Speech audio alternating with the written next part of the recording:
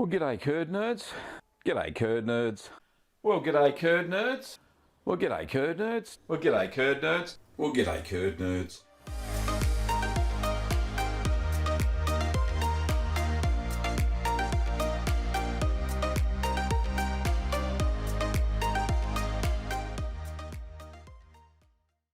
Well, g'day curd nerds. Welcome back. This is episode Oh, shit, what is it? It's 404.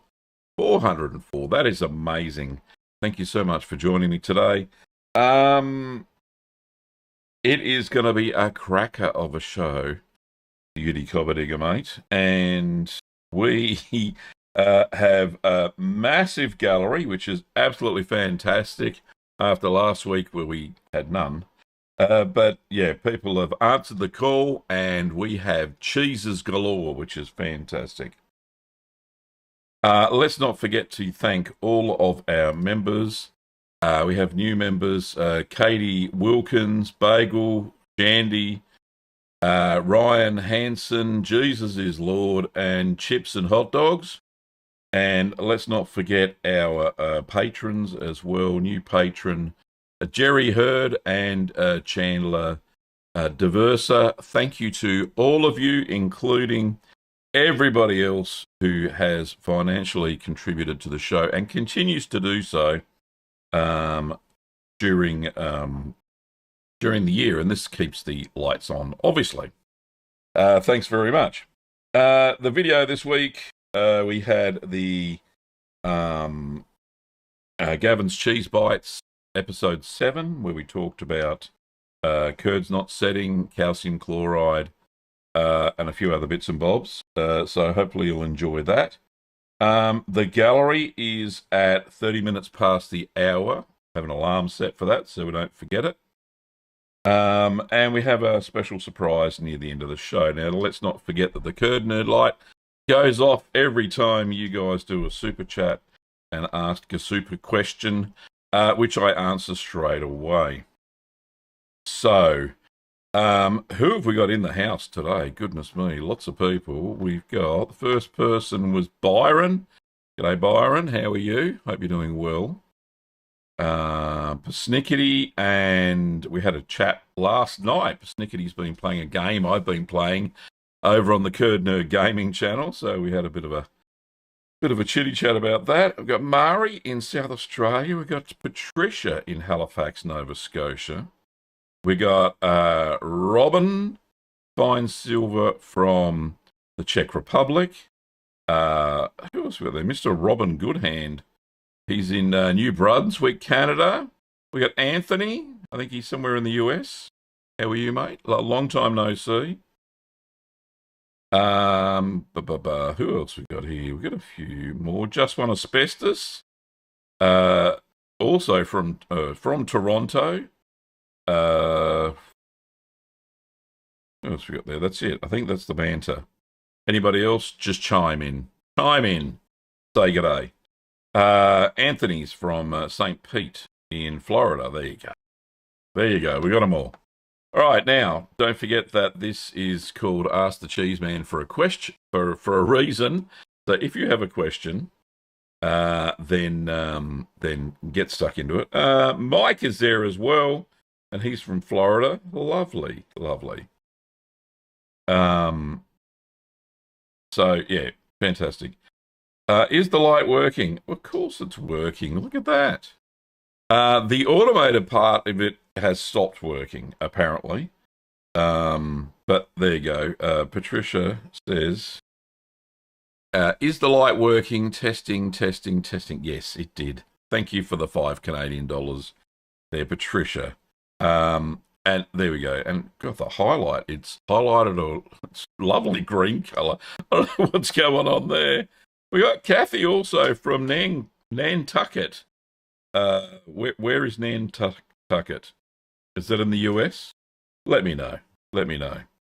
And we got Jerry from New Mexico. Now I think Jerry sent in some photo. No, did Jerry? No, Jerry was a patron, a new patron. Fantastic. Lovely. So insofar as cheeses, that's going to be happening. We got who's that? Bilakaya from Ankara in Turkey, the capital of Turkey. Oh, so good. Ben Kenobi swinging by. G'day, Ben. 07 to you, mate. Crossover from the gaming channel again. Thanks, bud. What was that? Nantucket is an island off the east coast of The US, Massachusetts. Oh, there you go. Robin says, what's the email? I sent an email. What? Question. What's the email? I have a cheese selection from France I've never heard of. You won't get in today's episode, mate. I've already curated all the stuff, and I will show you after the gallery how to send an email to me. And yeah, that's it. Yeah. There we go.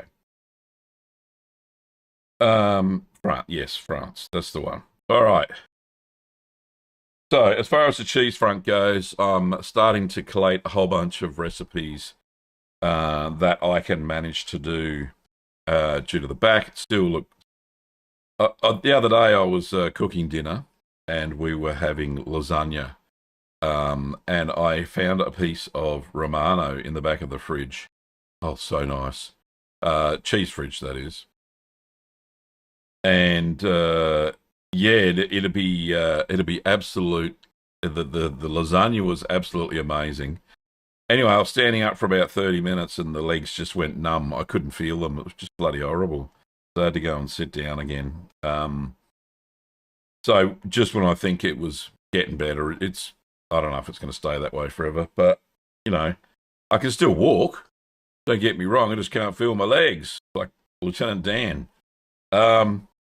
Anyway, jokes aside, so I'm looking for a whole bunch of recipes that I can do sitting on a stool, not lifting things too heavy, all that sort of stuff. So as I get older, I know I'm not really that old, but this back injury is a pain in the back. Wouldn't you believe it? All right, there is a question from Mike. Here we go. Mike says, when can we blend milk from different species? I've seen cheese made from a goat-sheep blend.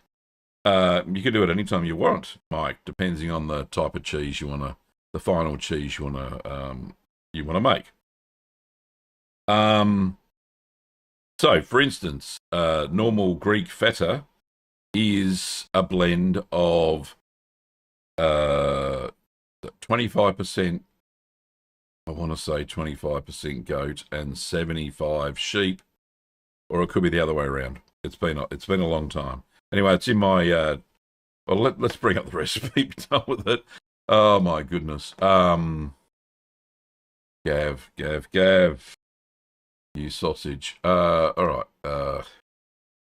Greek feta. Let's see if we can't find this beast. Here it is. Real Greek feta. That's the brine. Here's the recipe.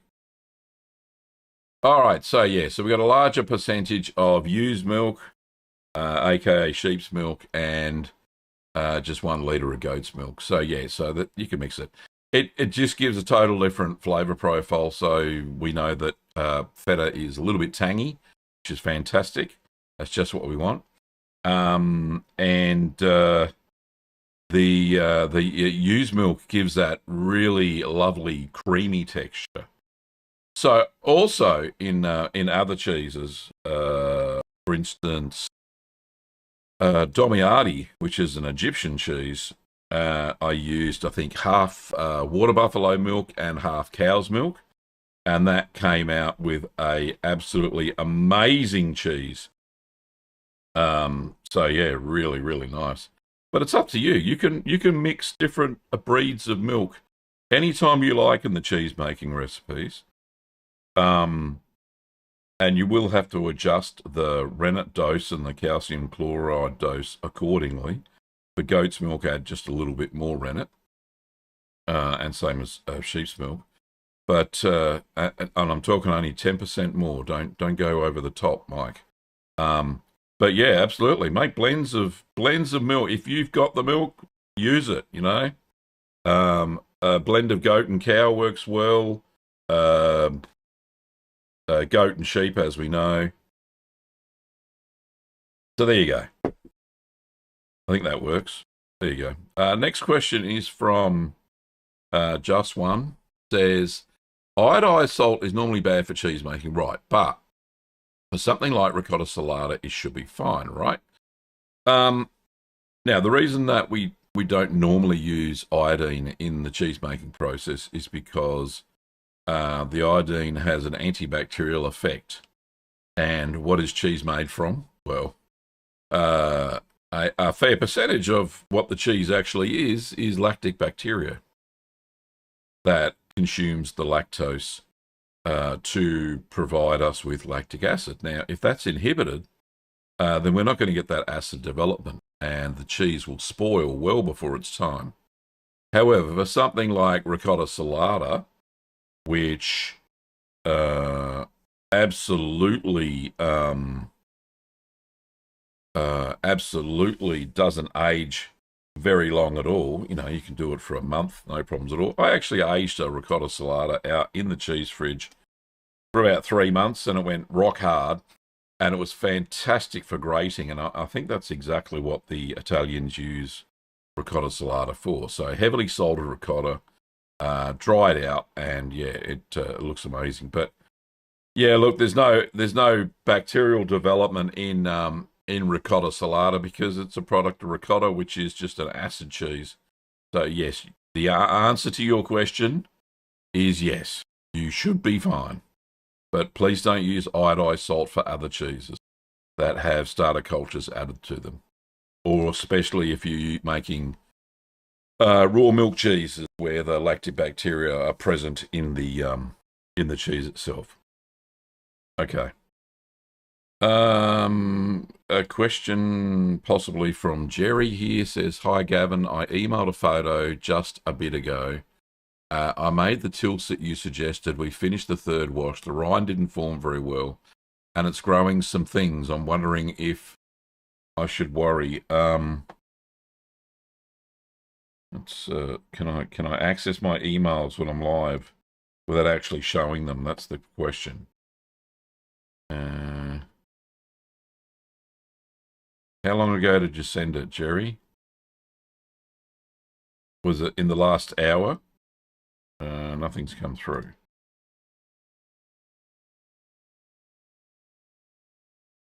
No, maybe not. Oh, I remember the tilsit. Yeah, it was a couple of weeks ago, right? I remember that photo. It's growing other things. Keep washing the rind. The rind didn't form very well, and it's growing some things. Yeah, wash it again. Washed rind cheeses will form other molds on top in between washes. But yeah, wash it again, and it won't hurt it, that's for sure. So yeah, you'll be good to go. I had to think about that there for a minute. Robin says, "Have you heard of caribou?" Sorry, caribou. Yeah, it's an animal that lives in North America, up in the Arctic. No, Cabrillu, La Aravisan, or Lagioli. I also have a Tom de Bruges. I know what a Tom de Bruges is. I haven't heard of the other three, though, Robin.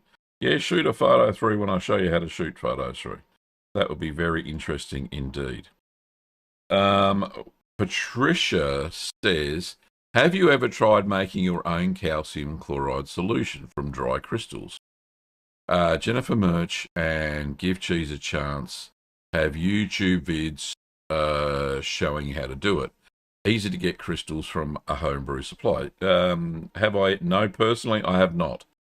Because I can get all my calcium chloride wholesale, and it's much cheaper, and it's pre-made, so it's much cheaper for me to buy it in a 5 litre, drum, than it is to buy dry crystals and faff around trying to keep it fairly sterile, mixing it with distilled water and the like. So, no, I haven't. But will it make a good video? Yes, it will. Calcium chloride from scratch would probably be a good video, I think, Patricia. So that's a good idea. Thank you so much for the idea. Yeah, and you can get them from homebrew suppliers, absolutely. And online, just about anywhere where you can buy the crystals. Make sure they're 100% crystals, of course. Cool Cat, how are you? Good to see you, mate. Thanks for joining me. Robin says, I put a video on the Discord server of the luscious, ludicrous cheese aisle that my mate sent asking which ones I wanted. I told him to surprise me. Very nice. Jerry said he sent an hour or two ago. Have I lost the email? Sorry, Jerry. Unless I've already got it. Hang on, let me have a look. Let me have a look. Did Jerry get his name in lights? No, I do not see it.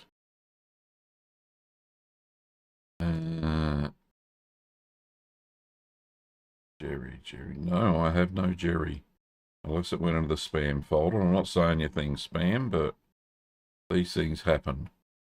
Nope, it's not in the spam folder either. Okay. Not sure where that email went, Jerry, but yeah, interesting. We'll find it eventually. Discord server. Do I have the Discord server up? Let's have a look. In the cheesy one, there's a video apparently.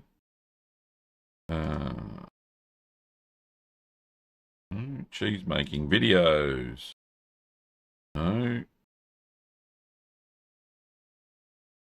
Where'd you put it, Robin? Ah, there it is. So can I show that on stream? Will it come up?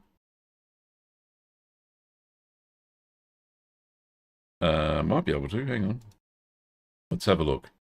Stop, Gav. Stop. Let's see what I can do here. A little bit of manipulation. See what we can do.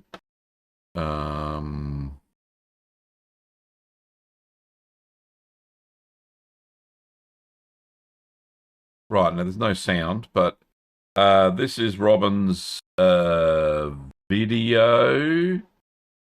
Yep. Let's just have a look. Can we have a look? There it is. Hang on. This is a French cheese aisle in a supermarket.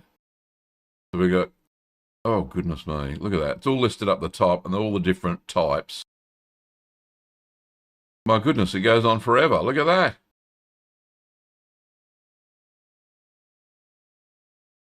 Wow. And it keeps going. He's definitely going to surprise you there. Thanks for shooting that video through. Champion effort, buddy. Yeah, nice one. I like that. Not Robin's. Was Robin's video? Robin Fine Silver. There's a different Robin. There's two Robins. Okay, what else we got?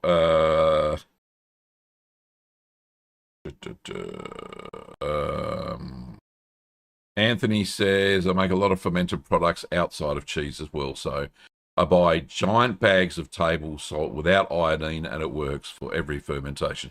Indeed. So, yeah. Some table salts do have anti-caking agents, but I have used table salt before without any iodine, of course. And it seems to work well. I don't have too many troubles with it. Sometimes I find it's too fine. And the reason I say that is that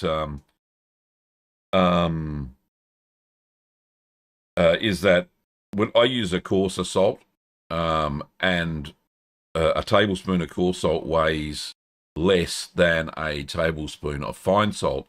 Fine salt fills up all the gaps. Has anybody ever seen that experiment, the jar, where the professor says, puts in a handful of rocks in the jar and says, is it full? And all the students go, yeah. And then he puts in some gravel and that goes in between the bits of the rocks. I say, is it full now? Yeah.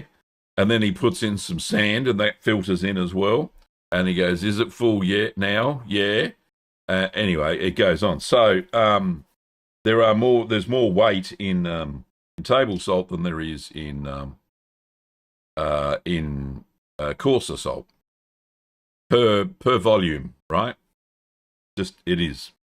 So yeah, so just make sure that you don't oversalt things. So, alrighty, that's just a thing. Jerry says, okay, it's just I recognise the blue and geo, but a darker one worried me. Oh, okay, yeah, you may. What's going on? Just checked. You typed it in wrong. Oh, there you go. That'll be probably why I didn't get it there, buddy. All right. Byron says, does a wine fridge make a decent cheese cave? I've just acquired a dual zone 24 bottle wine fridge off market. Abso-freaking-lutely. Yes. In fact, I did a video earlier this year about wine fridges. Hang on, let me just pull it up. Cheese. Pretty sure. Where is it? There it is. There we go. So this one here, my new cheese making fridge, is a game changer. This is a dual zone wine fridge. I'll grab the link for you and go and have a look at it. Share, copy. There we go. I'll pop it into the chat. There you go. So that's the two-zone wine fridge that I use as a cheese fridge. It is absolutely amazing. Robin says a wine fridge is an amazing as a cave if you can control the temperature. Yep. It's a dual zone and supposed to do any range from 42 to 65. Yep. Perfect. What else we got? There was another.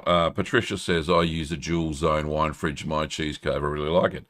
Indeed. And the good thing about the dual zone, as I mentioned in that video that I just shared, it absolutely, you can control normally ripened cheeses at 13 degrees Celsius. And then if you want to make some bloomy rind, which have a lower ripening temperature of about 7 to 8 degrees Celsius, then you can just for that cheese make, you can change the temperature of that zone, and absolutely fantastic, and you get a great result.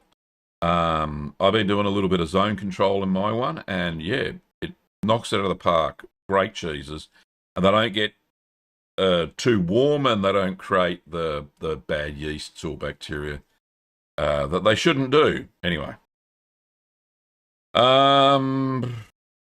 Anthony says about that video, I think it was about that video, that wow, heaven is on earth indeed. And Jerry said, wow, that is something. Indeed. That is a big cheese aisle. Leah, hello, Leah. Lovely to see you. And thanks for the photos today, too. I accidentally overheated my curds. Must have rested my hand on the controls of the induction cooktop for the Havarti. Not sure for how long or what temperature, what to do. Well, don't panic. I would continue, salt it. The curds, if they're going to be too hot, then absolutely you're going to get a lot of shrinkage of the curds. You will also have a lot more whey expelled. And let me think, Havarti uses a mesophilic starter culture, so you may not have reached the acidification that you're after. But what I would suggest to do is don't throw it away, is to salt the curd, drain the curds, salt them, because they'll probably be very, very small. And absolutely press the cheese and mature it out for about a month, and then see what it tastes like. I think it'll be all right. Once you salt it, it should be good to go. But it may not have reached the acid profile that it's supposed to for Havarti, and the curds will be way too small, overcooked. They will bunch together very, very well if they're hot, if they're warm as well. So that's what I would recommend to do, and then age it out for about a month and try it. It can be Leah's special cheese. How's that sound? So, yeah, I think it'll be a great cheese for you. Next time, just don't put your hand on the controls of the induction stove. Anyway, we shall move right along. Um, Robin says Sifdo salt and Windsor salt in Canada contain sugar. That's no good at all. Don't add sugar with your salt. Reason being is the sugar will ferment by wild yeasts that may be or may not be in the milk, and will produce alcohol, which will then kill the lactobacteria. So that is bad. Byron says I use kosher salt. Perfect, absolutely perfect. Anthony says for cooking I usually use what's called kosher salt here in the US, larger grains. Yes. Yeah. Patricia has a tip here, says we have to watch. Yes, we have to watch for that. I prefer to use pickling salt, which is so far unadulterated pure salt. Sometimes I can buy it at Bulk Barn. It must be a place there in Canada. Murray says too much salt. Is that possible? A little extra salt makes everything. It kind of does, but anyway. Red Joker, and welcome back. Says not sure if you eat out. Not really. Personally love fettuccine Alfredo. Thoughts on best restaurant that serves? No idea. No idea. Unless Anthony's got a tip. What's that? It's pretty easy to make at home. Just make sure you get a good quality Parmigiano Reggiano, good cream and good butter. Indeed. Easy to make at home. Amari says, I have a good 24 bottle small one, single temperature, and make everything in mine. Even the triple cream free, they will comply. A 24 bottle what? What is 24 bottle small one? I don't get the context of that, Murray, at all. So yeah, please explain. I don't know what that is. Oh, goodness me. Robin says, I think 7 for soft and 12 for cheddar. Yeah, look, I normally do 7 for the bloomy rinds, 7 Celsius, and 12 to 13. I got it sitting at 13 at the moment on both zones because I've got hard cheeses in there at the moment. The chairman has chimed in. Welcome. How are you?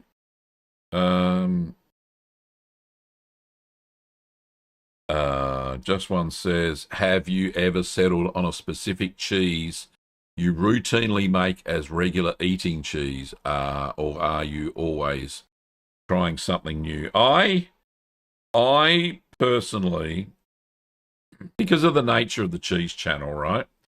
I personally make a new cheese just about every time, which is why I think I'm over, more than 150 different varieties of cheese that I've made on the channel, which is wild when I think about it.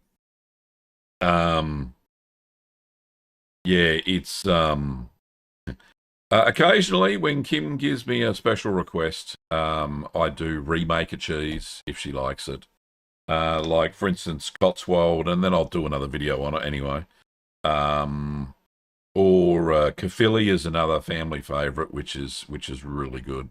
So those two types of cheeses I have made more routinely than other ones, but yeah, because of the nature of the cheese channel and my hobby, I'm trying to explore new cheeses all the time. I don't necessarily perfect them. And if I don't usually show that version. I will then make it again and then get a good version for a video. For instance, the Mount Cottrell.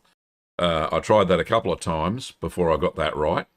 And it wasn't because I was doing too much wrong. It's because I misread recipes and stuff like that. Happens to the best of us, right? And if you haven't tried the Mount Cottrell, it's an amazing, amazing cheese. All right, anyway, that is time for the gallery. So let me just find the gallery first. And we have some amazing cheeses here as well. Before we start, the gallery is brought to you by you, the Curd Nerds. Without your photos, we wouldn't have much of a segment at all. So, first cheese is, here we go. This is from Jack Can, and Jack is in Sydney, somewhere in Sydney, Australia. Jack goes on to say, "Hi, Gavin, long-time watcher, first-time contributor. I have been using your recipes for many years. Your videos are very easy to follow. Attached are some photos of cheese I recently made with your recipes. Your cheddar with green peppercorn and your Mount Cottrell." I was just talking about that. All right, so this one is his cheddar with peppercorns. So sealed on the 27th of July, very recent, and it'll mature in October. 27th of October, stir curd cheddar with green peppercorns. Very nice.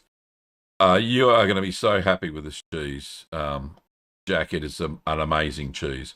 Anyway, he goes on to say, where is it? There it is there before it was pressed. Bloody lovely. That is a nice looking cheese, don't you think? I think. Yeah, that's bloody lovely. Right, anyway, moving right along. He goes on to say, "We opened and tried the goat's milk Mount Cottrell last night, and it was spectacular." That was my emphasis. So soft and creamy and delicious. There was a bit of skin slip, but overall the result was amazing. They do look amazing. That's looks like fresh out of the container. There it is there on a cheese board. That I love the Geotrichum brainy wrinkly rind. It just looks great. Anyway, where's the final there it is. A cut into pyramid trapezoid. Looking good there, buddy. So Jack, you've made an amazing cheese here. See, so he goes on to say, "I'm so looking forward to trying the cheddar when it's ready. Thank you for all your videos, advice, and enthusiasm for home cheese makers. It's also great having a reliable supply in Australia, so thank you for running Little Green workshops too." My pleasure, mate. It's a passion project, of course. I'm looking forward to tomorrow's Ask the Cheeseman live stream. And he goes on, he's got another question here. Is there a reason that Ask the Cheeseman is now on Monday instead of Sundays? It makes it a little harder to tune in live rather than watch the recorded video. I hope you're recovering well. Kind regards, Jack. Yeah, in answer to your question, Jack, and I don't see Jack in the chat, so he mustn't be here. Why did I move it, Ask the Cheeseman, to Monday mornings instead of Sunday mornings? Well, the older I get, the harder it was to get out of bed at 6:30 a.m. on a Sunday morning. And it's as simple as that, basically. I did like nearly 400 shows getting up almost every Sunday morning at 6:30 a.m. when sane people would have a sleep until like 7, 8 o'clock. So that was the main reason. And on Monday, I'm up anyway. I got to work, right? So, yeah. So there we go. That's the reason. That's the reason. But congratulations on your cheese, Jack. They're amazing. All right. Oh, and there's another shot there with other cheeses that looks like he may have made as well. And some quince paste by the looks of it down there. Very nice. Oh, lovely. Can I zoom in? Oh, of course I can. Yeah, nice looking cheese board. That is just the right consistency and everything. Absolutely perfect. Well done, Jack. All right, the next one is Leah. Oh, this is a bit sideways. Can we make it nice ways? There we go. This is Leah. Leah says, "Hi, Gavin. Sorry for the delay. I had my first failures. A Buddha Kaiser or butter cheese I made by adding Geo. Slimy, very tacky, and not nice in taste or smell." Okay, so yeah, that would be the Geo. The Geo is kind of like kind of like what's the word I'm looking for? It's a yeast, right? It's more of a yeast than it is a white mold, right? And it does cause the outside of the cheese to be tacky. Now, in my Budakaiser recipe, I'm pretty sure I don't add geotrichum. And I've never had any issues with the Budakaiser at all. So it had white bubbles on the side. Yeah, that'd be it. So yeah, don't add the geo. So there you go. The second one, is there a second picture? Or is that the same picture? I think that's the same picture. But it said the second cheese is a Colby, the same, I think, with no photo. Yeah, don't add the geo. On the other hand, here we go. On the other hand, the smoked paprika kefili is fantastic. I experimented with 2 cultures since I did not have the culture you used, and tried a combination of Floridanic and MA11. Yeah, that'll work. Yep. It's a kefili. Most mesophilic cultures will work with a kefili. It's only aged for 3 weeks, so it's no big deal. As long as you get the right acid development, then you're good to go. It came out so buttery and creamy. I think there's another photo. There it is.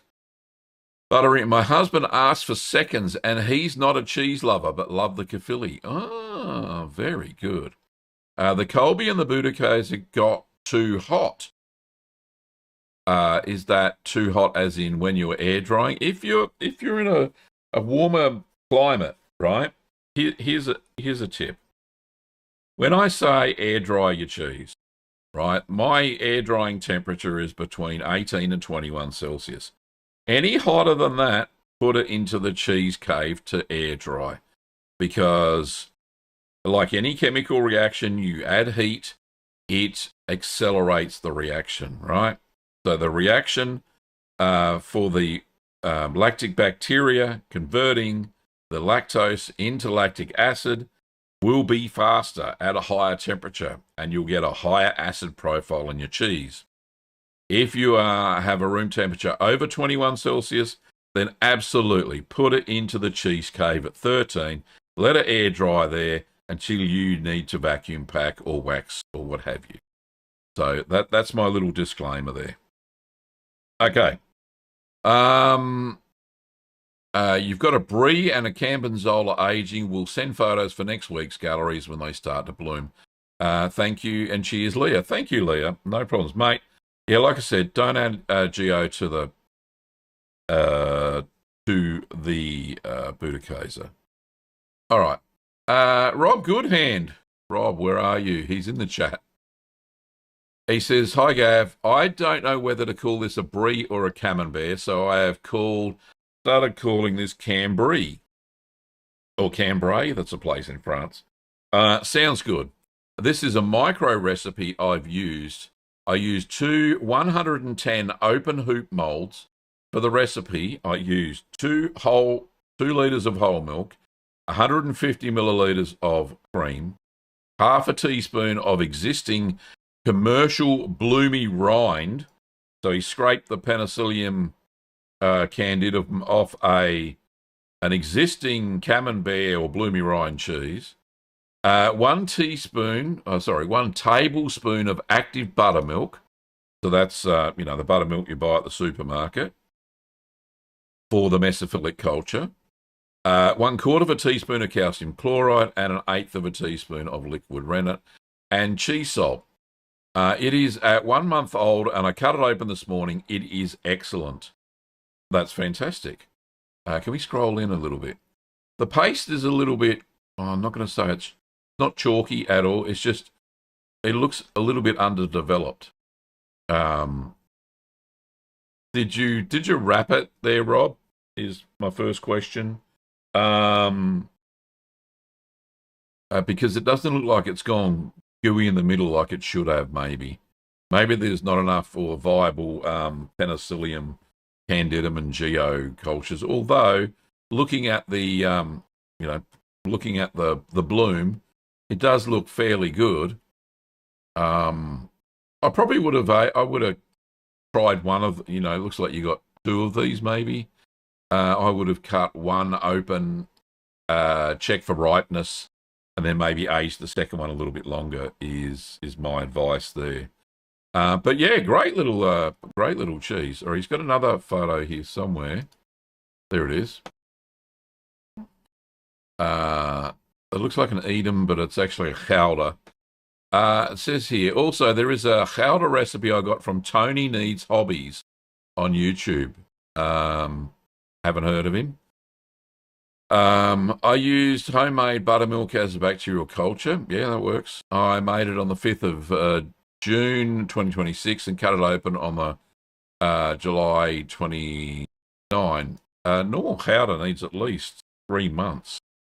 So it's very young. The recipe said to brine it for 8 hours, but this cheese was not salty enough. So I have to check my brine strength or maybe consider leaving it in longer. Still other than the awful wax job, a mate needs must, I'd say it was a qualified success. Indeed. Now, there's no late blowing, which is fantastic. From what I can tell, I wish I could angle it a little bit. It's got some mechanical holes, but it looks like you used a round mold for an Edam, maybe. Chowder is a little bit flatter. But yeah, good looking cheese, and if you reckon it tasted okay, then yeah, if you need to increase your brine strength, then absolutely do that. I would have aged it out a little bit longer, honestly, out to 3 months, and see what happened. But you could probably cut it in half if you haven't consumed it all already, and age that out a little bit longer. So, next photo. This is from Byron. I think is in the chat. This is Byron's Guido curds. Said, hi Gavin, this is the first go at Guido's hard Italian cheese. The curds looks good at 40 degrees Celsius and 20 minutes into the temperature rise to 49 Celsius. Thanks for the tip last week. Regards, Byron. No problems. And I think he said this is his first cheese other than cottage cheese that he's made. So, yeah, the curds look good at the 40-degree mark. So kudos to you, mate, for trying to make another cheese other than cottage cheese and ricotta. So well done to you. Hope that turns out well. With the Guidos, you can age it out probably a maximum of 3 months, but you can eat it within 3 weeks. No problems at all as a mild Italian cheese. Okay, this is from Mike, who's in the chat as well, Mike Lackner. I think that's how you pronounce your name, Mike. Anyway, it says, G'day, Gavin and fellow curd nerds. Did I key G'day with the right accent? Yeah, you did, mate. Totally. This is my first attempt at submitting anything to the Cheese Gallery, so please forgive the less than professional presentation. It looks pretty good to me, mate. It is professional presentation. It may not be the most sophisticated cheese board in the world, but it does eat well. On the left is my homemade skyr with chives, cherry tomatoes, and slices of jalapeno from my mostly failed garden. All right. That one on the, what side do we say there? On the left. Right, so that one there. Chives, jalapenos, skyr. Lovely. Looks good to me. The version on the right, that one, is skyr with cherries and a lovely lemon curd that I made by my beautiful wife, Kimberly, using lemons from our own lemon tree. Well done. My wife's called Kim as well. At the bottom is paneer. Nice. Cultured with kefir from grains that I have managed to keep alive and happy for nearly a year now. Oh, very good. That looks nice. I better taste it. You got a couple of chili flakes and stuff there too. All right, we'll just zoom out again. Looks like a tomato from his garden as well. Very nice. Should have sliced that up. It would have been lovely. Probably did. For the skyr, I followed your excellent skyr video pretty faithfully until the draining part. At that point, I managed to forget about it and let it drain for roughly 3 hours longer than planned. A mistake worth repeating because I really liked the thicker result. Indeed, some people like it thicker. It's more like a, what's the word I'm looking for? Labna. which is the drained Lebanese or Middle Eastern cheese yogurt. Just strain yogurt, and it becomes labna, which is a lot tangier than what skyr is. Skyr comes from Iceland, for those who don't know. I also made the most excellent hot pepper dip. I mixed some of the skyr with a little mayonnaise, cumin, olive oil, and chopped hot peppers, and it disappeared remarkably quickly. Of course. Too quickly to make it into the photo. For the paneer, I'm using whole raw milk from a local dairy here in Florida, where it is legally labelled for animal use. I understand that heating it does not magically turn animal use milk into inspected human grade milk, but it does let me work with very fresh local milk, and I'm keeping it at 208 Fahrenheit for 10 minutes. Thankfully, nobody here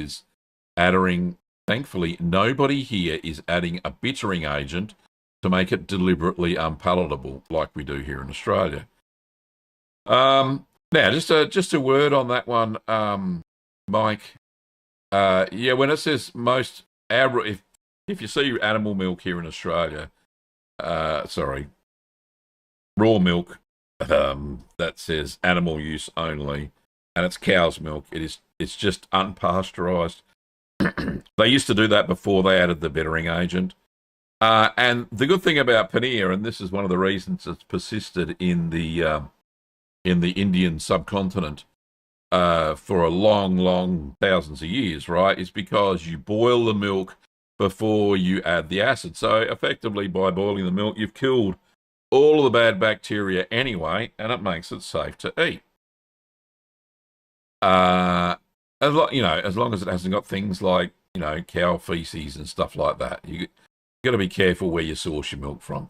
But anyway, boiling it does kill the vast majority of the bad bacteria, and that is why paneer, like I see, paneer is so prevalent and easy to make throughout the Indian subcontinent, including Pakistan and Bangladesh, and other countries like Nepal above India and stuff like that. Anyway, so that's why they make it like that. He goes on to say, mostly I just wanted to share what I've been making to say thank you. I'm still learning I'm still very much learning, and your videos have made cheese making seem approachable enough that I'm willing to experiment. Occasionally make mistakes and usually end up with something edible at the other end. You always get something edible. Thank you for all the time, patience, and knowledge you've shared with those of us learning at home. Stay cheesy. Mike Lackner. Thank you, Mike. You are a gentleman and a scholar, and keep trying new things. Absolutely. So that's a good start. Get on to something a little bit more difficult, maybe. So give that a shot. All right, we got some stuff from Persnickety, fellow Elite Dangerous player over on the Curd Nerd Gaming channel. Persnickety says, howdy, Gav. Here's some photos for the gallery. First is a Cotswold with onion powder and dried chives as it came out of the press in June, and then 2 months later. I think this is the June photo. A little bit dark. Can I just fix that up? Hang on just 1 second. That one, auto enhance. There we go. That's better. Save. Oh, there we go. That's a bit better. He goes on to say, it should be ready by September or October. You can see that it didn't knit well and was vacuum sealed immediately. There's a lot of bag maintenance with that one. Looks quite heavy, and yeah, I have to seal that fairly well. There it is there. 2 months later. That looks fairly good. It looks like you've managed to get most of the rind to close up there. Persnickety, I think you've done a fairly good job, buddy. He then goes on to say, next is pepper jack with red pepper flakes made in April. I don't think it is quite ready, and we'll probably be cracking it open with the Cotswold. Each of these use 9 gallons of store-bought whole milk and a pint of heavy cream using Pearson Square. By Pearson Square, I made a video on the channel It talks about how to increase your fat content on your milk if it's been standardized. Just go look up Pearson Square on the channel and you'll find that. Pretty good looking cheese. So is this in kilograms? No, it's in pounds and ounces. So that's 9 pounds, 13 ounces, which is about, I want to say 4 kilograms. Yeah, sounds about right. Alexa, convert 9 pounds, 13 ounces into kilograms. I'm not quite sure how to help. Oh, of course you can't help me because you're a dork. Right, don't worry about that. If anybody can quickly figure it out, then yeah. That's fine. And there it is there. I think that's 2 months later. Maybe he's doing a bit of maintenance on it. But I'll tell you what, that big mold that he's using, absolutely perfect. And the pepper cheese will come out very, very well. He goes on to say, I hope this finds you well. And I am enjoying your Elite Dangerous streams. There you go. Curd Nerdly Persnickety. Thank you, Persnickety. There he is. There he is. He's in the chat. Did I not miss it? Did I not see him before? Good on you, buddy. Thanks for joining. Amazing cheese as always. They are great looking cheeses, mate. All right. Moving right along. This is from Tom, and I don't really want to butcher his last name. What's it called? Tom Drodzinski. I think that's how you say it. Sorry, mate. Says, hi there. I hope it's okay to reach out via email with this type of query. Please let me know if it's not. Of course it is. It's okay. I was hoping to get Gav's advice. Well, I'm here. On troubleshooting some challenges I'm having making his Castle Blue recipe. Okay, cool. Essentially, the cheese has been aging in the cheese fridge for just over 3 weeks now, and I've started to notice some beige, off-color discoloration. You know what? I can't see any beige. Okay, maybe it's just me. It looks like you've got a little bit of Penicillium candidum or Geo as well. But definitely you've got a nice blue mold growing on the top surfaces. Is there another photo? That slight discoloration there is actually the Penicillium Roque 40 not getting enough oxygen. Yeah, if that's what you're talking about, yeah, that's what it is. Nothing nefarious there. The cheeses don't look moist enough for Brevibacteria linens, which also makes an orangey, reddy sort of colour. So yeah, I don't think that's too much of an issue. Says essentially the cheeses have been aging in the cheese fridge just over 3 weeks. I think I said that. And I've just started to notice beige colour. It seems unusual and wondering if I have made a mistake somewhere along the way or picked up some other unwanted mold/bacteria. Temperatures have been between 8 and 10 Celsius and humidity has been at 95% average. The lid has been partially on so the cheese could breathe and no other moisture in the fridge. I've sanitised everything as usual and this is the first cheese I've aged in this fridge setup. Recipe was followed correctly with no additions made. The blue is taking over well just a few days before, so I am unsure what has changed. I think it's your oxygen levels. Yeah, that's just the surface. No, that's fine. Nothing to worry about there. Goodness me, I've seen worse. Wait until it gets really stinky. Yeah, so it looks like the cheeses are bulging down the bottom too. You need to turn them more. Is another bit of advice. So they don't bulge in the bottom like that. They should be a bit firmer. He goes, unsure if I should keep aging it or as is or wrap it or perhaps get rid of it based on any advice. No, don't get rid of it. Don't get rid of it. I can send some updated photos as these are a few days old now. I know it's a big ask, but I'm wondering if there's any feedback that might assist me in saving my beautiful cheese. Happy to answer any questions as required. Thanks so much in advance. No, I think the information's good enough. Like I said, I think I said in the email, wrap it now. What you could do is to slow down any... can't really tell. I think it's not enough oxygen. Because blue mold turns a brownie color when it doesn't get enough oxygen. Or it's aging out. Now, this is only a young cheese, so that's probably not it. Are there any more pictures? There's the fridge setup. Looks fine. They need to be turned more often. They're bulging on the bottom to even that out. That looks fine. Nothing wrong with that. Nice, clean fridge. I think you're doing everything right there, Tom. Yeah, I'd wrap them and probably lower the temperature down to 4 degrees Celsius. Put them in the kitchen fridge, and you'll have a great cheese. Open them up in about a month's time, and you'll be great to go. It'll be fine. Looks good. You haven't done anything wrong there, that's for sure. So, well done, Tom. I think that's the last... Is it the last photo? It is. It is the last photo. Right.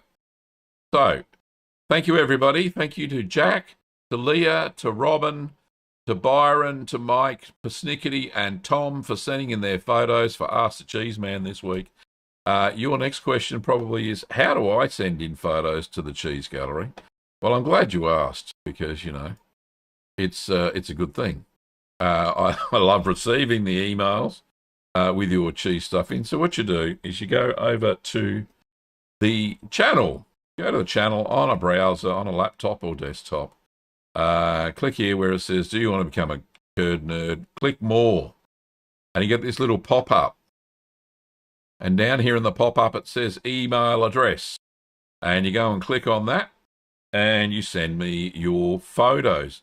Now, don't forget to make sure that you send through a description of your cheese, what went wrong, what went right, how it tasted, all that sort of stuff. Give me something to work with, and we shouldn't have too many problems at all if we need to do a little bit of diagnosis.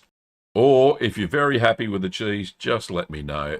And let me know how it tasted, whether that was the taste or flavour you expected of the cheese. So, yeah, go there, and I'll do it again. So it's here. You can even do it here with where it says 4 more links. Stuff comes up. And just go here. View email address.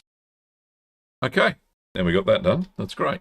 What do we got? Right. So, thanks for all the image. Right, so much here. Leah has a question. I don't know if I'm going to get to all these.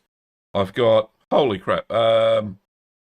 We've got 3 minutes left. Oh, that gallery was massive. Merv has Merv got a question? Oh no, there's a cheesecloth question. Where is it? All right. David CK, long-time viewer, long-time cheesemaker, says, evening all, my question is, I've had a couple of cheeses stick to cheesecloths quite firmly after pressing, which has spoiled the finish on the cheeses. What might cause this? Usually the cheesecloth, if it's not wet, it may stick to the cheesecloth. Also, if there's an imbalance with the acid. So what I sometimes do, especially with high temperature cheeses, David, like, Parmesan or Romano, anything that's cooked up to about between 48 and 52 degrees Celsius, the other ones that tend to stick to the cheesecloth, what I do is spray the cheesecloth with vinegar, just white vinegar on the cheesecloth when it's wet, and then that should stop the sticking. It has worked for me in the past. So I hope that works. All right. Robert says, I thought you moved the Ask the Cheeseman date and time because I have a gig on Sunday. You're a funny man, mate. Funny man. All right. Byron says, I don't even use the cheesecloth. I use Mainstay flour sack towels from Walmart. Nothing sticks to them, and they are a pure natural cotton. Oh, nice tip. We don't have Walmart here in Australia either, by the way. They haven't made it this far yet. All right. Is Geo one of the things that makes it smell like old socks? No, that is Brevia bacteria linens is the old sock smell. Merv has a question. Good morning, Gavin. Great to see you, Merv. Late to the party. Had a small wine fridge as a cheesecake controlled by Inkbird. Temperature control. It works great. Yes, they are. I had a small... I used to have a small dorm fridge. Alexa, stop. I used to have a small dorm fridge, and I had an external thermostat on that, the Inkbird version. That worked great. I changed over to the dual zone wine fridge, partly because the fridge, I'd been using it for like nearly 10 years and it had started to go on the fritz. Wasn't maintaining its temperature effectively. It's one of the things I didn't say in that video, and that was the main reason Kim went and bought the wine fridge for me, because I was unhappy with the temperature control on the other fridge.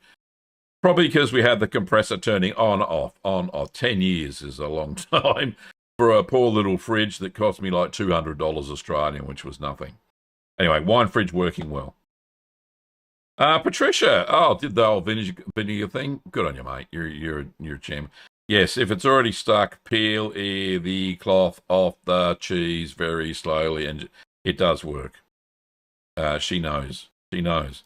Leah has a quick question. Says, can you vacuum seal the kefili after you scrape the paprika off and cut into it? Yes, you can vacuum seal any cheese after you've cut it. Sometimes you can, sometimes I even age that piece of cheese out a little bit longer in the cheese fridge, but mainly I will vacuum seal a cheese after I've cut it for storage in the kitchen fridge. Okay. Michelle Harvey says hi. Hi, Michelle. I know it's Michelle because that's the email address she sends me stuff from. Where are we? Any more questions? Great gallery. Yeah, indeed. Great gallery indeed. Byron, good work on the Guidos. Paneer culture with kefir is an interesting idea. Yeah, that work. Robin says, has anybody made cheese with all kefir? Yeah, I would agree with Anthony saying it's unpredictable because you don't know what the bacteria profile is. But he has done it and it is pretty easy. There you go. And yes, there is a book by David Asher saying, called The Art of Natural Cheese Making by David Asher. Some of his techniques in there are a little bit dubious as far as I'm concerned, especially around sanitization. I wouldn't necessarily follow that book 100%, but you can certainly experiment. And he uses all raw milk is all he uses as well. Where I prefer to use pasteurized, unhomogenized milk, so creamline milk from a reliable source. How can I send a message to a specific person here? Unfortunately, you cannot, Robin. So you can use the @ sign, but you can send a message in the chat, absolutely. But yeah, you can't send an email to a specific person if that's what you're trying to do. You could. Some people have their YouTube pages. You can just click on their name in the chat and you will get their YouTube page. If they've got their email listed, then go for it. But otherwise, you won't find it, unfortunately. I think that's about it. Gav has my Alexa going as well. Right, yeah. I do set them off. I set off all of them. We can even do the hey Google. Or we can do the hey Siri. How many of this is triggering? Hey Alexa. I got them all going. Oh, I got Siri going too on my phone. Anyway, enjoy that. Thanks for watching, everybody. This is the end of the show. Of course, this is where I tell you about some of the things. Now, I have a. Do I have an announcement? No, I'll do that next week. But what I will do is for those of you who are not members, I've got some gifts for you. There we go. Whoever picks these up, congratulations. Should pop through in a second on the chat. There we go. And we'll get the Curd Nerd light going as well. It's all happened. We got Janice Phillips picked up a membership. Fireside picked up a membership. What's that? Nyanili and Andrew and Adorable Little Heart picked up a gift membership. So enjoy those. They are my gift to you. You get early access to videos at least 24 hours before they're released to the general public. Behind the scenes stuff. So, yeah, it's all good. And enjoy that little gift. All right. Don't forget that you can buy cheese making supplies over at littlegreenworkshops.com.au. Unfortunately, because of tariffs, we're not shipping to the EU anymore or shipping to the US. It's not cost effective for us, unfortunately, to gather the tariffs up front and all that rubbish. Don't forget you can buy merch over at merch.cheeseman.tv. And you can get a lovely mug like this one. Make cheese, not war. And the Superman reveal. Here we go. Is it here somewhere? Of course it is. The certified Curd Nerd t-shirt and all that sort of stuff. Anyway, enjoy. Have a fantastic time. And I will see you next time on Ask the Cheeseman.